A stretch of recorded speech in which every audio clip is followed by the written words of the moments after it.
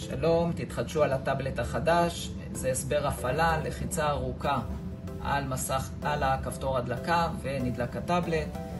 אנחנו נחבר את המקלדת למסך, אנחנו נדליק את המקלדת על און, נלחץ על בלוטוס, מעבב הבלוטוס, אנחנו נגלול מלמעלה למטה, נלחץ על הבלוטוס והתאמה של מכשיר חדש.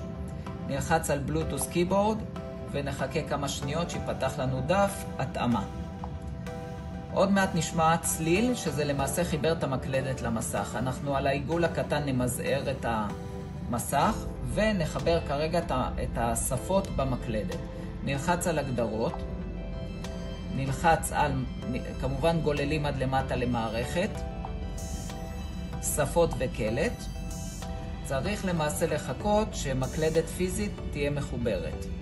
תכף היא תתחבר, ועכשיו בלוטוס קיבורד רשום, נלחץ עליה,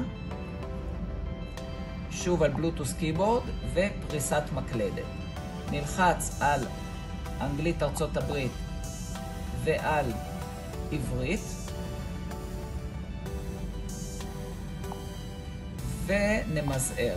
להעביר מעברית לאנגלית במסך זה קונטרול ספייס או קונטרול רווח.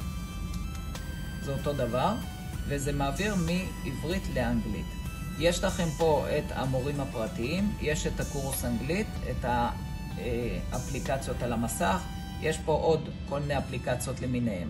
לגבי דפי טיוטה, זה הלחצן הזה, לוחצים עליו, לוחצים על פלוס, הערה. ואז למעשה אפשר לפתוח דף, נגיד משבצות, ואפשר לפתור עם העט ואפילו עם האצבע. שיהיה בהצלחה, תודה ולהתראות.